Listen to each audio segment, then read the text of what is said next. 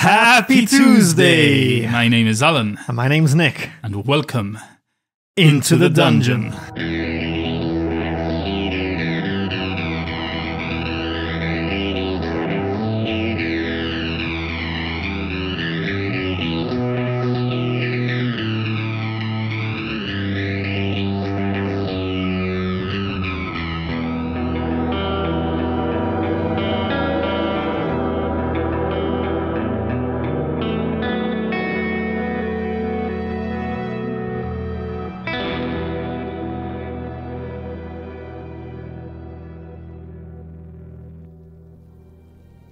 Anyway, once we get up the stairs, we'll be in a better position to decide. There's not much doing. We need to kill the dragon. Stand strong. Don't waver in the face of uncertainty. And believe in us. Believe in ourselves in Shrew shrubberies. We've been through a lot these past weeks. And it's all led up to this. I love you all. And I know you'll have my backs. As I have yours. As I said before, we shall go down in history as the saviors of Fundaling, Lylon, and the whole of the Sword Coast. We are intended for greatness, and this is where our legend starts. Are you all ready to face this vile dragon? That I am, Shrew. Let's do this. Oh, we haven't come all this way to die, Shrew. Let's go down in history. I've got a date with revenge. Let's do this. For all the friends we've made. For all the lives that this dragon has taken. And for Betsy, let's go! And I start running up the stairs, but then I realize, wait. You wanted to do this quietly, yeah? Let's go, but let's go quietly. So you know what's going to come next then, as you run up the stairs? Yes. Stealth checks, right? Yep, you're right. Blind stealth rolls. Okay, before we head up though, I want to make sure I'm prepared. And I have a few potions we want to drink before the ascent. Okay, you're going to share with our listeners what these potions are? No. Just kidding, yes. I've got 4 potions of cold resistance, so 1 for me, 1 for Fenna, 1 for Morgob, and 1 for Fabian. I'm sorry, Caspus. Oh no, poor Caspus. Sorry. Well, he's got fur. Yeah. And I think I got these from Madabra, but I'm not quite sure anymore. And also I have the potion of Enlarge, which I've been holding on to for quite a while now. And Fabian is going to drink that. That makes him 1 size bigger than he is, so he's now large. And it also makes his weapon large. Oh yeah, we discussed this on last week's Into the Studio. That's right, so he gets an extra... 1 extra d4 damage. That's right, for the weapon. So nice. I think this lasts 1d4, so if you want to roll, or shall I roll for it? I'll roll for it, that way it's a secret for you. Although, I mean, I don't envisage the battle taking longer than an hour. No. Okay, I have the result. And yes, of course, I also have the oil of sharpness that Neil kindly donated last episode. Oh, just in time. Yeah, and Fabian is going to apply that to his weapon, making it an epic weapon. I think now he'll be rolling with a plus 11. Ooh. Yeah, because the oil of sharpness gives you plus 3. I believe plus 3 bonus on attack and damage. Yeah, that's correct. Very good. And then the damage is plus 3, plus 4, plus 1 from the magical weapon, and then an additional 3d6 as well. Because of the dragon slaying, yeah. And the 1d4 because of the enlarge spell. Yeah. Ooh. Fabian. Fabian's a big boy now. Actually, he's so big, he's going to have to finish down this as he gets to the top of the stairs. Otherwise, he won't be able to fit through. Oh, okay. So, yeah, maybe he'll leave that potion before he steps onto the balcony. You sure this is the right one, Shrew? I'm not going to turn tiny again like in that forsaken place. No. As far as I know, this is the one that makes you big. There's no time to mess around, not now. Good. Well, here goes nothing. I guess there's nothing left to do but meet our fate. Let's do the Shrew shrubberies.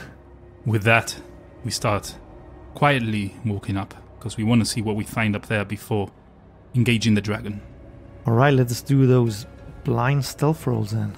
Here go my stealth rolls. Hopefully they're good. Okay, roll again for Shrew, because you've got the advantage of those elven boots. Okay, here we go. Sorry, just to confirm your marching order. I'll be going first, followed by Fabian, Fena Caspus and the Morgob. Okay, so Shrew shrubberies begin their final ascent of Icespire Hold. As you make your way up the spiral staircase, you notice an unnatural cold blowing through this room and down the stairwell. Some of you are a little quieter than the others. As you get to the top, Fabian downs his potion, and as he grows in size and stature, his sword and shield start scraping against the stone walls and the stone floor. As you emerge into this room, which is an exact replica of the one that you've just come from downstairs, you notice that this is covered in a layer of snow and ice. It appears that this room, judging by the bedrolls on the floor, seems to have been the place where the kobolds, those lizard folk that you'd fought, had been using as their sleeping quarters. You notice that next to the fireplace, it's a small brown sack. Are there any windows or anything in this room? Anything looking out to where the dragon could possibly be laying in wait? Yes, there are a couple of arrow slits directly as you leave the stairwell. There's 4 that look out onto the roof of the fortress. And then in each of the corners, there's an additional 3 arrow slits that look over the mountainside. Okay, we want to lay low just in case the dragon spots us. It'll be harder through the arrow slit, as I imagine the outside is narrower than the inside. But just in case, we want to hang low. I want to make my way up to the sack you mentioned. Yep. I want to do a quick investigation on it, just in case it's trapped or it's a trick from the kobolds or something like that. Alright, roll investigation.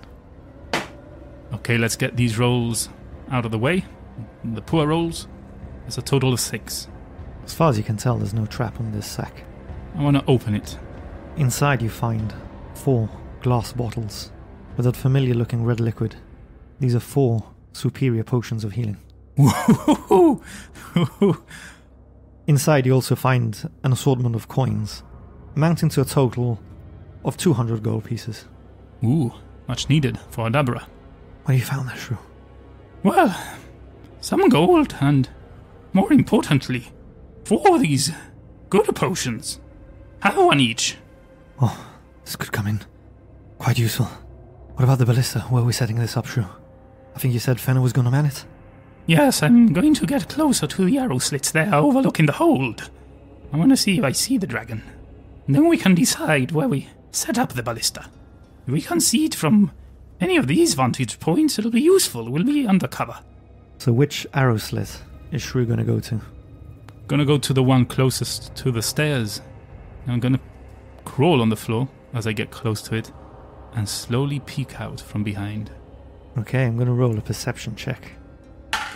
As you're peering through this first slit, you can see the top of the battlements, which are covered in a layer of frost, ice, snow, tundra. You also see an assortment of bones lying across, of all kinds.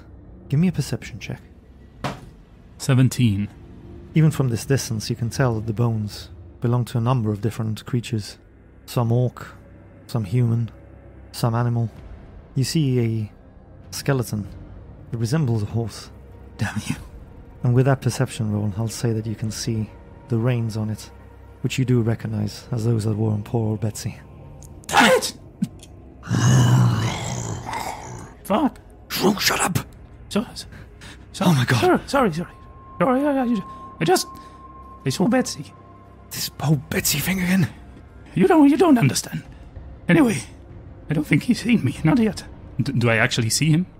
Well, as you stood there, at the pinnacle of Icespire Hold, the chill bites deep, and the winds howl with an unearthly fury. As you look to your right, you find yourself face to face with a creature of nightmares. This beast of immense proportions, with its scales gleaming with an icy sheen, reflecting the pale light, almost as if it were a herald of death itself. You can see that its head has sort of cocked to the side. It's heard something. It doesn't seem to have seen you. As he stands, the ground trembles beneath his feet, a warning of the power that awaits you. The air grows heavy with the scent of frost and fear. You catch yourself feeling a shiver down your spine as you behold this creature before you.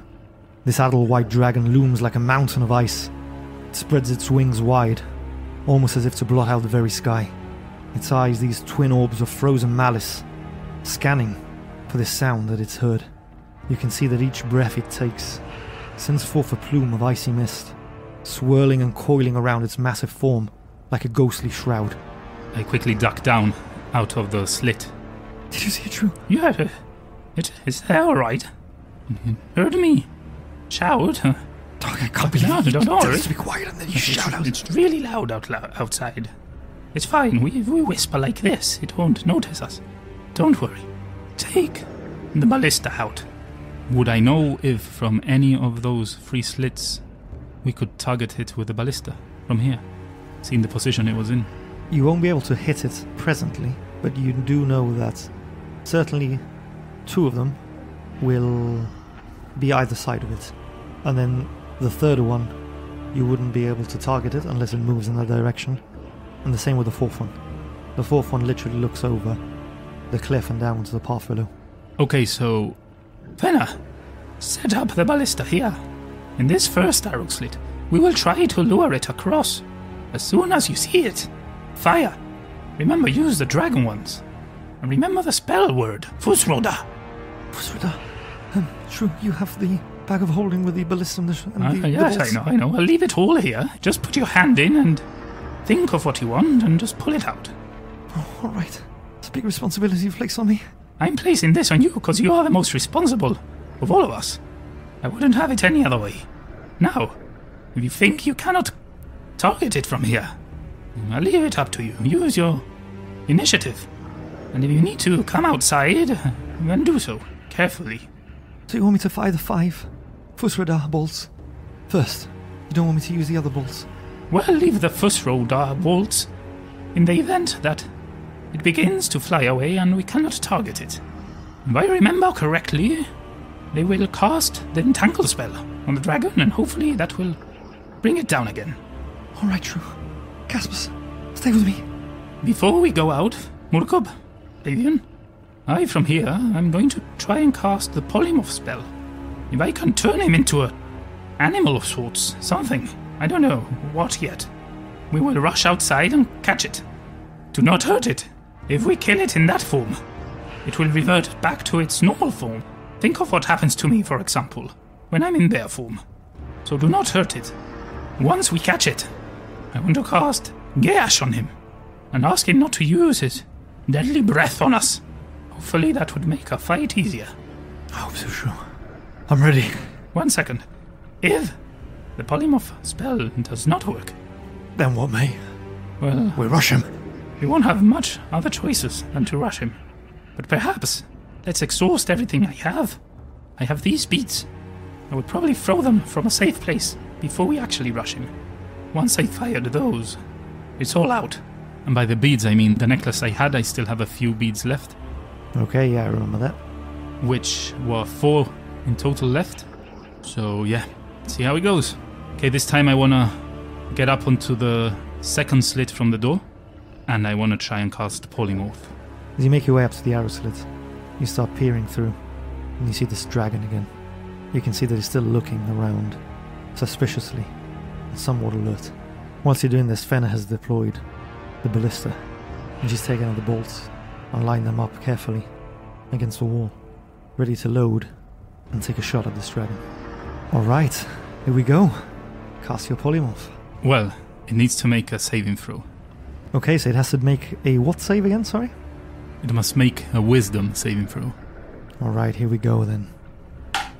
That's a total of 19. Yeah, it saves.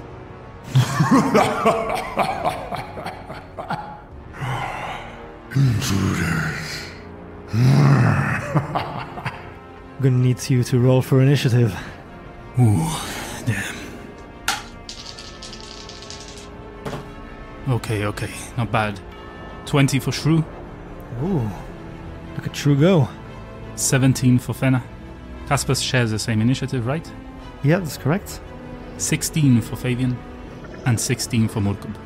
Who do you want to go first between Murkob and Fabian? I'll let Fabian go first. Alright, so after the dragon calls out to the intruders, I can now reveal that Shrew will be at the top of the initiative round, followed by Fenna, Caspus, Fabian, Murkob, and then the adult white dragon. Okay, this might be stupid, and it might be a total waste of another 4th level spell slot, but I'm gonna try and cast Polymorph again. Let's see what this does. Here we go. Oh, natural 20. Oh my fucking god! Oh, Stop rolling. Oh, Stop rolling like that. Not now. oh my god. Damn it. I mean, the Yeah, first it roll saves. wasn't that high. He just had, what do you call it, proficiency on saving throws. So, yeah, 20 on plus. all the saving throws? No, on that one. Oh. Perhaps others that you will find out as the battle progresses. Okay, so that's my turn. I then hop off the slit and run towards the exit that would take me to where the dragon is waiting. That takes you in between Fabian and Murkub. Yeah, I'll stay there for now. You see this 30-foot sphere of swirling winds lifting up snow and bits of ice from the floor, encircling the dragon. Wow. What, just now? Yeah. It's now over to Fenna. Then I imagine loaded up the ballista before I did the polymorph. Yeah, she's got one normal bolt ready to go. Okay, she's gonna hold her action to fire that bolt if the dragon comes into view. I imagine that perhaps that wind that's now surrounding the dragon might steer the bolt off course, but we gotta test it out. Alright, then it's over to Caspus, assuming he's doing anything. No, Caspus is staying there. Then it's over to big boy Fabian. Does Fabian see the dragon from here? No, he does not. You might see the effects he just built up, right? He can hear the swirling of the wind, but he can't see anything from where he is right now. Okay, then, remembering what Shrew said about waiting for him to throw those beads, he's just gonna wait there. He'll hold his action ready if, in case anything comes close to him, he can attack it. That's all. Alright, Shrew. I'm waiting for you to throw those damn fireballs. Let's do this. It's over to Murkub. Murkub, hearing and seeing Fabian, is gonna do exactly the same. Hand at his scimitar, ready for anything that comes up to him. We got your back, Shrew, mate. Let's do this. It's now over to the ice dragon. From where Shrew's shrubberies are at the moment, you can't see anything. Not even Fenna, who's behind the ballista. But you hear this almighty roar and the flapping of wings as the ground beneath you starts to tremble. It's now over to the top of the round with Shrew. I'm gonna exit the door, the room we're in, onto the terrace, and peek out from behind the wall of the stairwell. As you step outside, you realize that this terrain that's covered in snow and ice is difficult. So you get to the corner of the external wall of the stairwell you've just ascended, and from here you can catch a glimpse of the dragon now 30 feet up in the air. I also see that whirlwind around him, right? What is it exactly that I'm seeing? These strong winds, swirling sleet, snow and ice around him. Okay, I want to make kind of a, don't know if it's an investigation, a perception, or something like that. I want to try to figure out, and if it's my action, then it's my action, but I want to try and figure out how strong they are, and if I would throw something to it, let's say the beads from the necklace, would those get swept away? Give me a nature check. 18. You can tell that any projectiles that get thrown into this whirlwind will be done with disadvantage. Okay, so then I just get back into the hold just at the entrance. And once there, I just want to hold my action, and if I see an opportunity where it perhaps drops whatever's surrounding it, I want to rip off the necklace and throw it directly at him. Okay, so unbeknownst to Shrew and his shrubberies, that whirlwind has dissipated, but a freezing fog fills a 20-foot radius sphere, centered on a point right at the corner of where Shrew had just been peeking out of. This fog starts to spread around all corners, through every nook and cranny, and this area is now heavily obscured. I'm going to need Shrew to take a Constitution saving throw. 14. Shrew takes 6 cold damage, which, with your potion of cold resistance, is half down to 3. And on that note, it's over to Fenna. Does Fenna see the dragon? Nope, it has not moved. But does she see it, I mean? Or is she obscured as well by the effect that obscured Shrew's vision? Yep, that window has now been obscured. He's just gonna hold again and, with the bolt readied, wait to see if she gets a glimpse of the dragon and fire. Well, her vision currently is blocked entirely through that sphere. She can't see anything right now. She's just gonna wait to see if whatever's affecting her visuals dissipates and see what happens. She's just gonna hold her action. If she sees the dragon for any reason, she's gonna fire at it. Alright. Then it's over to Caspus, then Fabian, then Murkub. What are Shrew Shrubberies doing? The same as before, they're just holding the turn. They're not gonna run across an open area with a flying dragon. So they're just gonna stay there for now. Holding their action in case they see anything come up to them, they want to attack. Alright. Then it's over to this adult ice dragon. Shrew and his shrubberies can't see anything at the moment, but the ceiling above you starts to creak and groan as you feel this shudder. The very walls around you shake with ferocity. You get the sensation that this beast perhaps is above you now. And on that note, we're at the top of the round, back with Shrew. I don't really see anything right in front of me. Nothing. Your vision is completely obscured. Okay, then I turn back. I know the door is behind me, and I walk in to the hold. Do not go into that weird mist. It hurts you. It's too cold. Oh, tricksy dragon. We'll have to stay here for now. It seems like it's above us. So Shrew's holding his action with the necklace again? Yep, if he sees an opportunity to throw it at it, without that weird whirly thing around him, he will do so. It's now over to Fenna. Her vision is restored as this fog is dissipated, but she can't see anything. The dragon's not there anymore. He's gonna hold and wait for the sight of the dragon. Then it's over to Fabian and Murkub. Same, they're just gonna hold it. And if they have an opportunity to attack with a sword and scimitar, they will do so. Shrew Shrubberies are hearing the ceiling and the walls quake and rumble around them.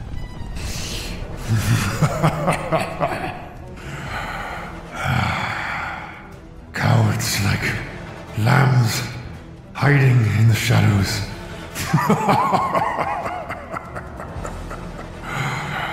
Come out and face the mighty Cryoane. I await you, intruders. It's back over to Shrew. I imagine I heard his voice. You most certainly did. If I step out, do I have an indication up to where his location is? I mean, from the voice and from the rumblings that you're hearing in this room, he sounds like he's directly above you.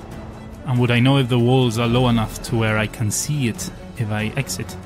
I mean, given the bulk of this creature's size, you know that he's not going to be able to hide behind those parapets. And how high are the walls from what I see inside?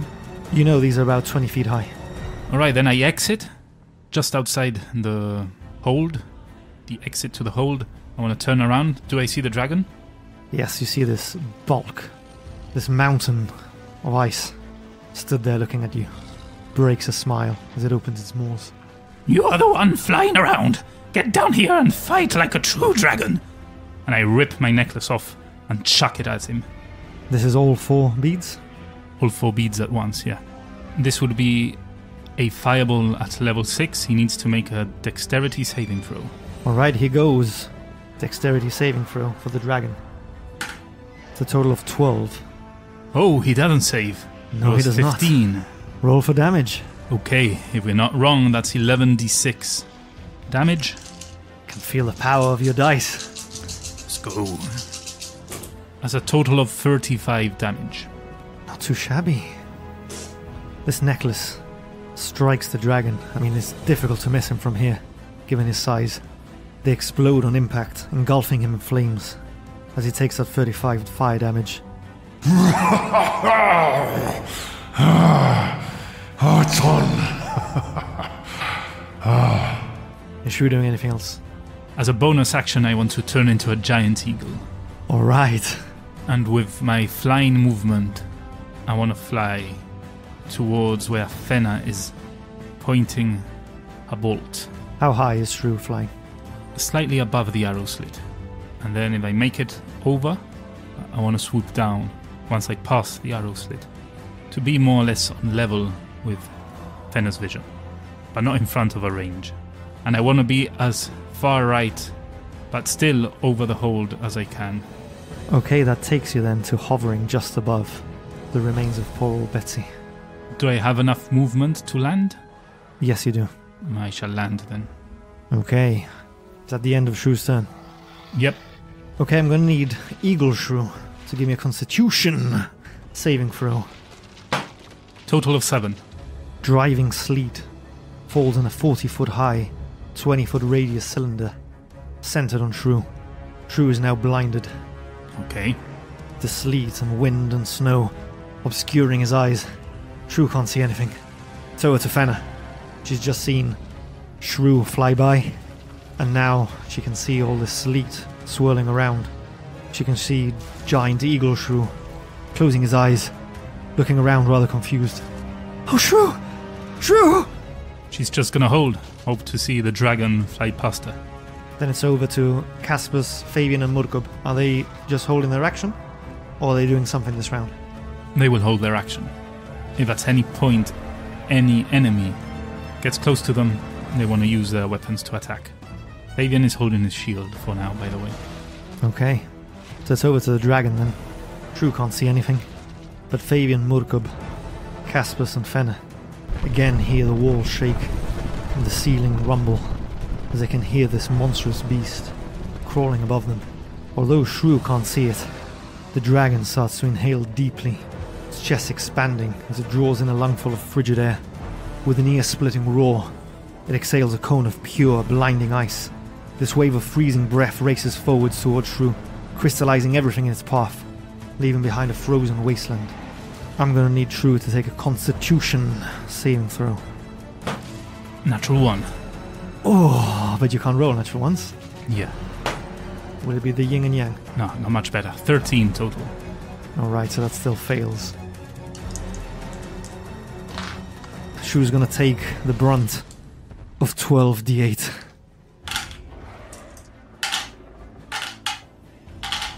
That's a total of 65 cold damage. Half down because you've got your potion of cold resistance. Okay, so Shrew drops the eagle foam and is back to Shrew. How's Shrew looking? Because some of the damage will have carried over to Shrew's normal form, yeah? Yeah, the moment that was only an extra 6 damage. Not too bad then, not too bad. It's incidentally now the top of the round, and that means it's over to Shrew. And Shrew will be relieved to learn that he is no longer blinded. I want to back up from the dragon a bit. A few feet. As much as I can. I think as it's difficult terrain, I can only move 10 feet anyway. That's correct. So I do that, and I'm gonna call lightning as a level 4 spell. So that's my last level 4 spell. A storm cloud appears in the shape of a cylinder that is 10 feet tall with a 60-foot radius. It is centered on a point I can see 100 feet directly above me. And when I cast the spell, I choose a point you can see within range. It's 120 feet, the range. A bolt of lightning flashes down from the cloud to that point. Each creature within 5 feet of the point must make a dexterity saving throw. A creature takes 3d10 lightning damage on a failed save, or half as much damage on a successful one. On each of my turns, until the spell ends, I can use my action to call down lightning in this way again, targeting the same point or a different one. If I were to be outdoors in stormy conditions, then I would add an extra d10. So it's 3d10, but as I cast it as a level 4 spell, it would be 4d10 damage. Okay, this 60-foot radius cylinder literally covers the entire battle map. So the point at which I want the lightning bolt to strike would be just beside the dragon, really. It doesn't really matter at this point because there's no one around him. He needs to make a dexterity saving throw. Alright, here we go. There's a 13 plus 5 for a total of 18. Yeah, he saves, so he takes half damage. That's 20, halved to 10 damage. The dragon takes note of that particular attack. He looks hurt and quite pissed. I like it. I'm coming for you, little lamb. Is Shrew doing anything else? No, he's staying there for now. It's over to Fenna, Caspus, Fabian and then Murkub. What are Shrew shrubberies doing? Fenna keeps doing the same thing. Oh, Shrew, I can't see the dragon, Shrew. He's getting a bit frustrated, but for now she's holding strong and hoping to see a glimpse of the dragon soon. Caspus will stay with Fenna. Fabian will rush out now, after seeing Shrew let go of those beads and then turn into the eagle. He wants to exit and see what he finds. He can see this colossal dragon perched upon the rooftop, staring down menacingly at Shrew. You said that the walls were 20 feet high. Is that scalable for a large creature like Fabian is now? Yep. Is he close enough, or does he have any movement that he can use, or would it be an action to scale the actual wall? Climbing is considered part of movement, so if Fabian dashes because he's already used all his movement present, he'll be able to scale the wall, but he will require a climb check. He's gonna do that. Alright, give me an athletics check then. Because you are enlarged, that would be with advantage. Alright. 23 total. But yeah, Fabian can climb up without any difficulties. Does he have any movement left to get closer to the dragon? He can get right up to the dragon. Fabian the Fearless. Or the Stupid. But that there is his turn. Alright. Before we move over to Murkub, the dragon, seeing Fabian come right up to him, whips its tail, one that's sinuous and encased in an icy sheath.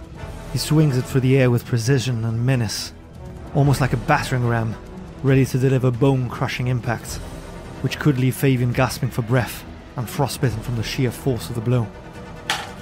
Yeah, that hits. That's 11 bludgeoning damage on Fabian. Oh, fucking beast! Bring it on! It's over to Murkub. Murkub follows Fabian again, rushes out, sees Fabian going toe-to-toe with the dragon, uses his orcish aggression to dash towards the dragon, following Fabian's lead and trying to climb up the wall. Alright, give me an athletics check for Murkub. That's a total of 16. Yeah, Murkub climbs up with ease. Good. Does he get up to the dragon? Yeah, he's got enough movement with his bonus. Murkub can get right beside Fabian. He hasn't got enough movement to flank this beast though. No worries. He's still gonna attack though with the scimitar of wounding. Alright then, roll to attack. 21 to hit.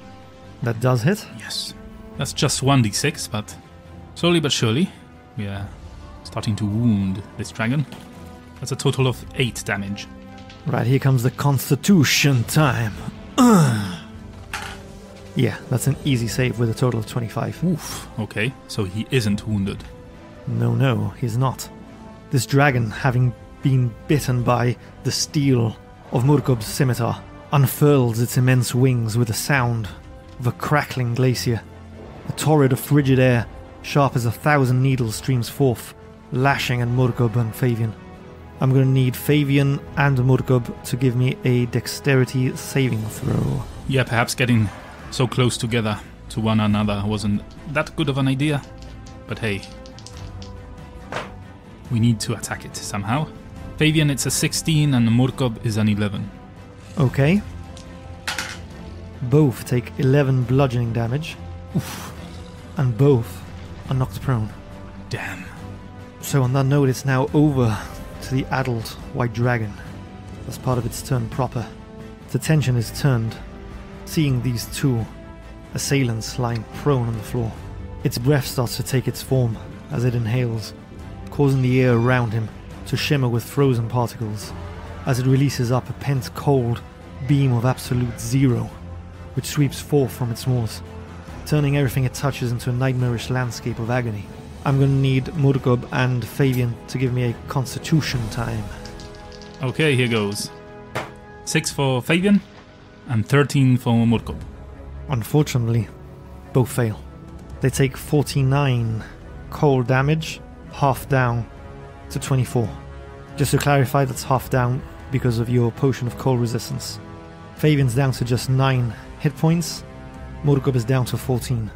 Seeing both of these foes lying on the floor, covered in frost, it's then going to use its movement to start moving towards Shrew. As it flies by, Fen is going to have an opportunity to shoot at this colossal beast. That's a 12 to hit. As she fires the bolt, having been nervously waiting, her nerves have got the best of her, as she mistimes the release and misses the dragon. The dragon continues on its flight and comes down right in front of Shrew, who can feel the ground tremble as its colossal weight makes contact with the floor. That's the end of the dragon's turn, and now it's over to Shrew. Shrew, realizing that the dragon is slightly out of Fenner's firing range, is going to move around the dragon towards Fenner's firing range. Then, using my action, I'm going to call lightning again, right behind the dragon. Alright. That saves. It's a 19 plus its dexterity, which would be, for this purpose, a plus 5. So 24. That's 28 halved to 14. I would now like to use my bonus to shapeshift into a giant constrictor snake. Feeling that crack of lightning, the dragon recoils its tail with an eerie grace and releases it with a deafening crack, sending it hurtling towards Shrew. It's a total of 13 to hit. Yeah, that hits. I thought that was going to miss. If I would have been Shrew, it would have missed, but... The constrictor snake only has 12 AC. It's a total of 11 bludgeoning damage on Shrew. Okay, I need to roll a concentration check to see if I drop the cold lightning thing. I do it with advantage though, because I have the Warcaster feat. Alright, watch me roll a 2 and a 3. Well, I rolled a 1, which I can't roll, so I'll do that again. 11. Just saves. That was close. Good thing I rolled with advantage. So it's a Fenna then. Fenna is starting to get fed up. She can't see anything from there. Would it take an action for her to fold the ballista and run with it in its smallest form? Yeah, it takes an action to get it back into package size. And then an action to reopen it. That's correct. She's going to do that then. She's going to package it up and then use her movement to go to the entrance as far as she can get. Or the exit. The exit to this hold, this little shelter here. That gets her just to the entrance or the exit, depending on how you're looking at this. Okay, she'll be staying there. Then it's over to Fabian and then Murkub, who are both lying prone and both looking rather worse for wear, with 9 and 14 hit points, respectively. Fabian is going to use his movement to get up. He doesn't have much more movement left, seeing as he has to jump down anyway to start making his way to the dragon. But he's going to move away from Murkub a bit, just in case the dragon decides to use his breath again. And he's going to use one of his actions, which in our homebrewed kind of rules means that it's full healing, to drink a potion of superior healing, the one we found inside the hold. Alright, so that's a total then of 8d4 plus 8. That would be a total of 40 healing then. When I get that feeling, I got potion of healing. Potion of healing. It hasn't been a singing episode, this one really. No, it's been far too tense so far. Yeah. Fabian's almost back up to full health with 49 out of 55. Alright. That would be his turn then, he stays there. There's nothing much he can do. What about Murkub then? Murkub, copycat Murkub, because he's just following Fabian's cue, is going to do exactly the same. Get up, move away from Fabian, drink the potion that he got from inside the hold. What direction is Murkub moving from Fabian here? I'd say north, I'd say up. Murkub is back up to full health. That's great. Is Murkub using any bonus actions here? Oh, that's right, he could have used his bonus action to get closer to the dragon. In retrospect, he wouldn't have moved up away from Fabian. Instead, he would have moved down towards the dragon and then used his bonus with his orcish aggression to get closer to the dragon still. Alrighty then. So over to the dragoon. You want to do the honors or you want me to do it again? Nah, you do it, because I don't want to know what you roll. I want it to be a surprise. Does he have the breath? Doesn't he have the breath? Am I screwed? Am I not screwed? Okay, here we go. This dragon opens its maws Oh, I'm screwed. and clamps down on Snake Shrew. Oh, no.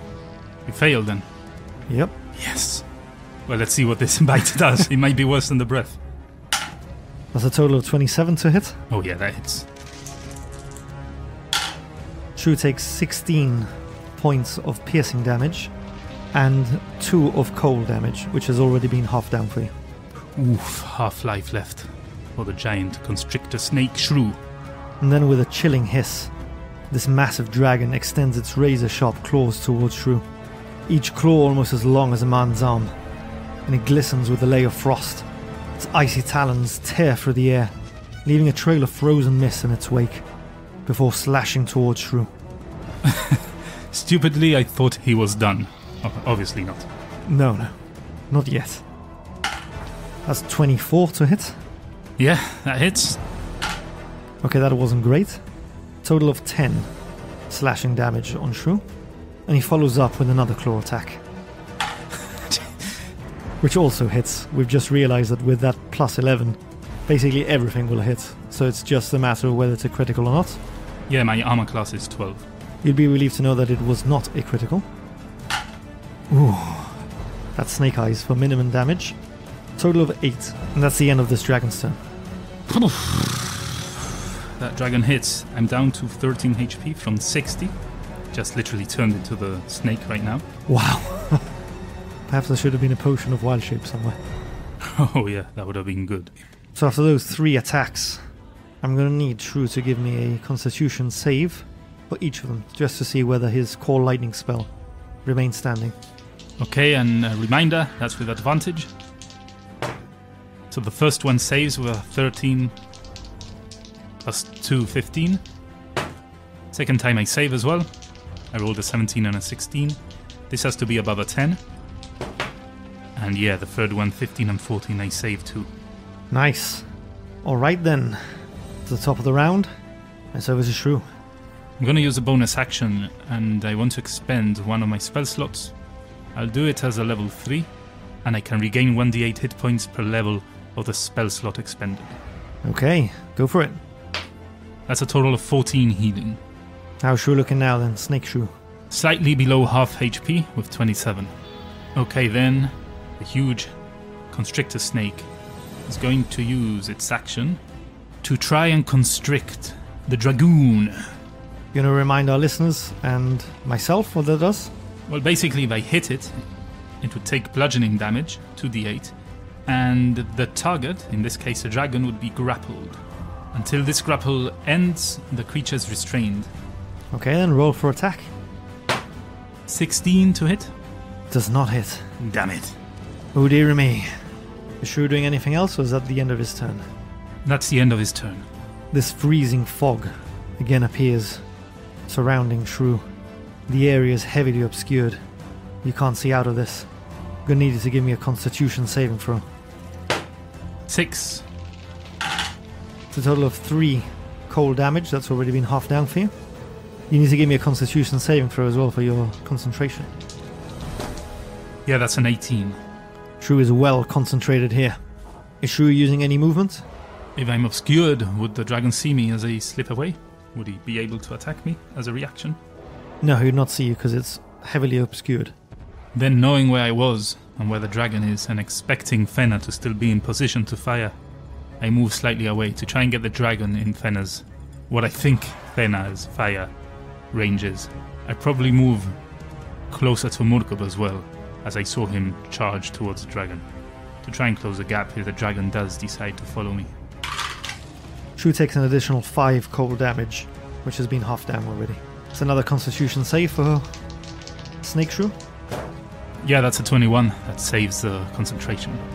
Nice! Then it's over to Fenna. Fenna is gonna run out. Does she see anything when she stops? She sees Murkob and that swirling mist that obscures everything. She can't see the dragon, she can't see Shrew. Okay, she wants to duck behind the wall if she can. Where she is, she wants to mount the ballista. Not loaded yet, so it takes an action to mount it, right? That's correct. So she presses the button and mounts the ballista. Very well. Is Casper's following her, or is Casper staying put? Casper's knows to stay put. Fenna would have it no other way. Then it's over to Fabian. If Fabian is able to see part of the dragon, Yeah, he can. he's gonna use his action to dash towards it. He really, really, really wants to test out his dragon slaying sword on an actual dragon. After all these episodes. Okay, so you're at the edge of this roof. It will be 20 feet to climb down. I'm going to give you an option here. Do you want to climb down and lose those 20 feet? Or do you want to jump down and risk an acrobatics check and gain those 20 feet of movement? If I fail the check, is it prone and then possible damage? Yep. And it's 1d6 damage for every 10 feet, right? Or the first 10 feet is... The first 10 feet is free, Okay. and then it would be 1d6 of damage. Okay, so a possible d6 of damage, and then And prone. I'm prone, which means I lose half my movement anyway. So I mean, I don't know. Sweeten the deal a bit. I don't feel it's fair. I might lose quite a bit here and gain very little. 20 feet of movement only. I know you like a gamble. So I'll say to sweeten the deal a bit, because you're running towards the dragon and you're getting a running start. I'll say you gain 10 feet of movement by jumping. And if you succeed, you'll do one of those link rolls from Legend of Zelda, and you'll be able to use that momentum to carry on running. Alright, I'll take it. But is this athletics or acrobatics? This would be acrobatics because you're trying to keep your balance. Here we go. What's the DC? We don't know. I'll tell you now. Oh no! Oh no! No! I was really rooting for you here. But that nervous laugh tells me... Yeah, it's a 5 total. Total of 5. In his eagerness, Fabian leaps. And still not accustomed to his enlarged size, makes a botched attempt at the roll, and he falls prone. It's a good thing Shrew is currently obscured. He'll never hear the end of this. He hasn't seen it. Fabian takes 3 bludgeoning damage. Not too bad. And is prone, so he's lost 15 feet of movement, but he's now at the bottom of this wall. Disastrous. I'm still going to say that you managed to leap the 10 feet from the edge before falling prone. Oh, the DM is benevolent. And then you've got 15 feet left, which through difficult terrain will only get you there. Okay, but I can still use my action, right? To dash? Yes, you can. Well, I do that. Damn this terrain, man. It's slowing us down. So it's over to Murgub, who from his position cannot see the dragon yet.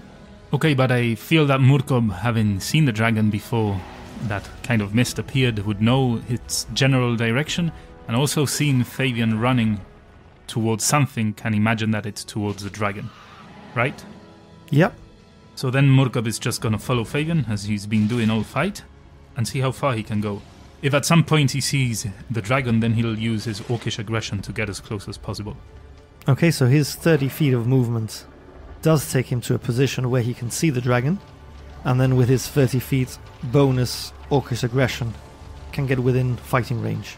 Good, then when he reaches fighting range, he's gonna slash at the dragon, occupied with Snake Shrew, with his Scimitar of Wounding. Alright, roll to attack. That's an 11 total? Yeah, that does not hit. Okay, that's his turn then. The dragon, seeing that Murkob has just tried to slash at him, beats its wings, almost like summoning an Arctic tempest that surges towards Murkob and Fabian. Biting winds and shards of ice tear through anything that's in its path, leaving a trail of destruction. I'm going to need Fabian and Murkob to give me a dexterity saving throw. The dummies ended up bunching together again. 15 for Murkob, 5 for Fabian. Both Murkob and Fabian take a total of 16 bludgeoning damage and are knocked prone. So over to the dragon then. I'm going to roll to see whether his dragon breath is recharged. The dragon, seeing Murkob lying prone on the floor at his feet, is going to take a bite at him. Yeah, that definitely hits. A total of 27. Murkob takes 13 slashing damage and an additional 1 cold damage, which has already been half down. Seeing this orc lying pitifully at his feet, and remembering with pleasure at the number of orcs that Cryovane decimated when he first arrived, I'm going to follow this up with a claw attack. That was with advantage. Both would have hit anyway. No crits there. That's a total of 11 damage on Murkob. Murkob is not looking good. He's down to 8 HP. The dragon's going to follow this up with his second claw attack. Again, no crit, but it definitely hits. That's a total of 13 damage. In the heart of this relentless blizzard, the icy winds howl like vengeful spirits as this dragon prowls its domain, its scales shimmering with an ethereal sheen as it reflects the harsh glare of the blizzard. Beneath its vengeful gaze, it stares at Murkob, lying helpless on the floor, bleeding profusely from its previous attacks. With a deafening roar, the dragon unfurls its massive wings, casting a shadow over Murkob, and with a swift, calculated movement, it lashes out, its talons slicing through the air with a lethal precision. Murkob lies there futilely, with no options to defend himself, as the dragon's onslaught on him is relentless. With a thundering crash, its claws find its mark, tearing through Murkob and sending him sprawling across the snow.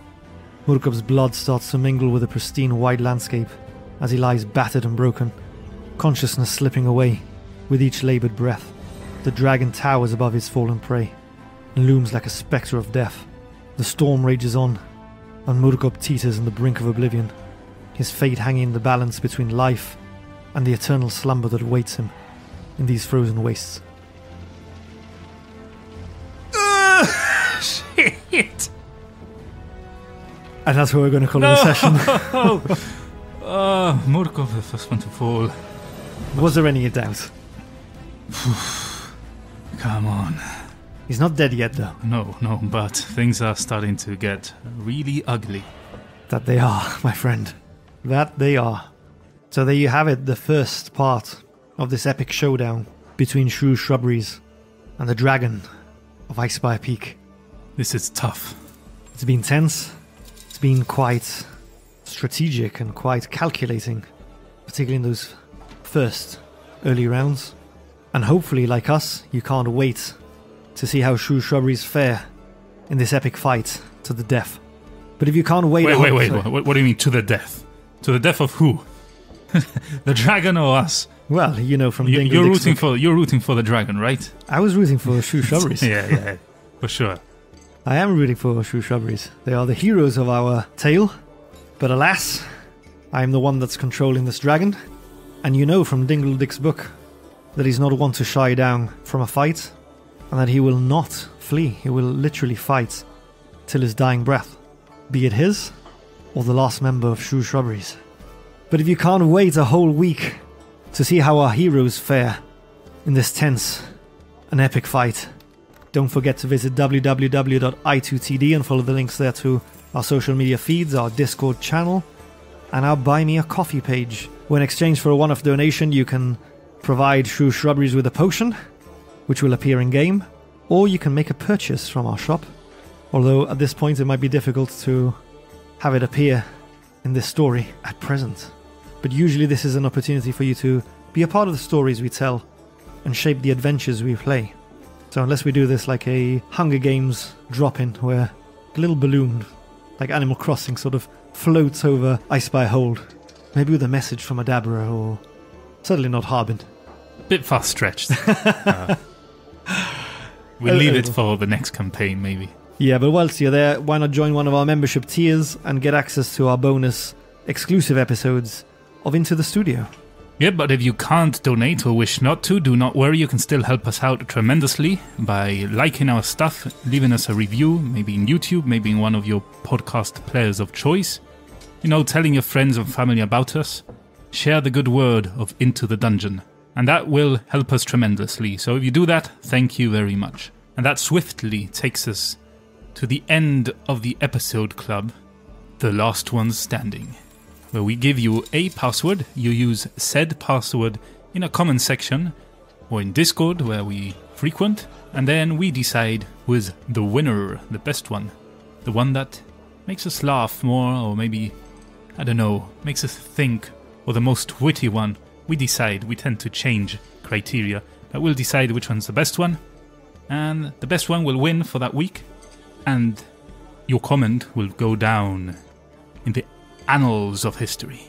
You shall be known for that week as El Guillo Masferadar. All hail El Guillo Masferada. Hail. So Nick, do you have a password for us this week? I sure do. This week's password is Freeze the Day. Clever. Because Shrew Shrubberies are trying to seize the day, and they have borne the brunt of a couple de-ice attacks now. Very good, I like it. So there it is, Freeze the Day. So use it as part of your comment somewhere. So anyway, I think that's all for today. So we bid you farewell until we see you next time as we delve into the dungeon.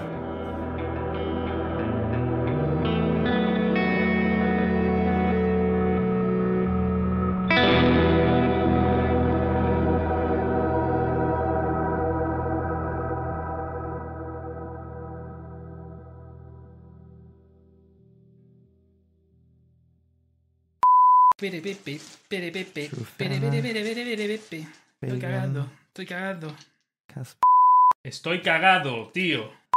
In this room, anything looking out to where the dragon could possibly be? If it drops to 0 hit points... Here it takes damage. Once it has the polymorph spelong...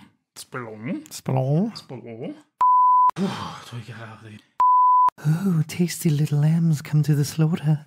I smell sausage. Oh my god, son of your soy on back. Okay,